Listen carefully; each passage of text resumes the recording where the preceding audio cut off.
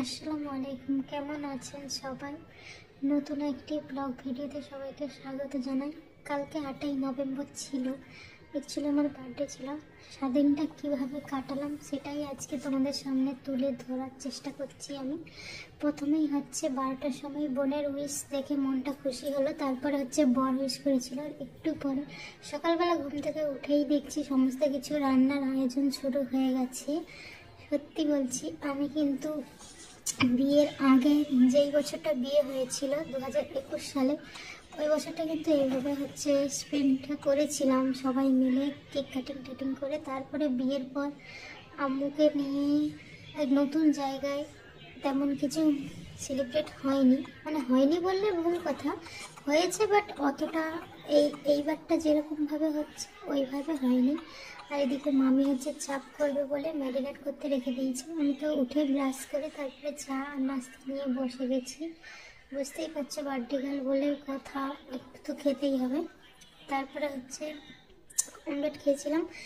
আর এদিকে হচ্ছে রান্নাটা কমপ্লিট হয়ে গেছে। আজকে কিন্তু কোনো কিছুই আমি বানাইনি, সব কিছু হচ্ছে ওরা বানিয়েছে আর আমি তো শুধু বসে বসে খাবো। এই যে চিকেন চাপটাও কিন্তু রেডি হয়ে গেছে। আর আমি কিন্তু মামির কাছ থেকে চিকেন চাপটা কীভাবে করতে হয় ওটাও জেনে নিলাম, বেশ সুবিধাই হলো। আর আজকে আমি যেটা করেছি সেটা হচ্ছে কেকটা কিন্তু সম্পূর্ণ আমি বানিয়েছি। বোন যদিও আমাকে হেল্প করেছে, দুজন মিলেই করেছি। কেকের ফুল রেসিপি একটা আমি তোমাদের সঙ্গে শেয়ার করব। সত্যি বলছি, নিজের বার্থডেতে নিজে কেক বানিয়ে খেয়েছি, মানে এতটা সুন্দর হয়েছিল কেকটা। সবাই তো কেকেরই প্রশংসা করছে। বাইরে থেকে নিয়ে আসা বলছিলাম, আমি বলছিলাম না না আমি নিজেই বানাবো। সমস্ত কিছু নিয়ে খাওয়া দাওয়া করতে বসে গেছি। আর চিকেন রেশমি কাবাবটা কিন্তু দারুণ হয়েছিল। দাদা এটা ফার্স্ট টাইম বানিয়েছিল, আমি তো পুরো ভক্ত হয়ে গেছি। আমি বলছি যে নেক্সট টাইমও আমার ওইটা চাই। সমস্ত কিছু খাওয়া দাওয়া করে এই যে কেকটা রেডি হয়ে গেছে সম্পূর্ণ। কেক কাটিং করতে বসে গেছি।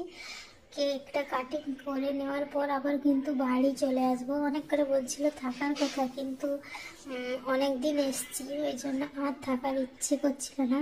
এবার তোমরা হয়তো ভাবছো আমি কোথায় এসছি, কিন্তু সেটা হচ্ছে মিনি ব্লগে দেখাবো তোমাকে।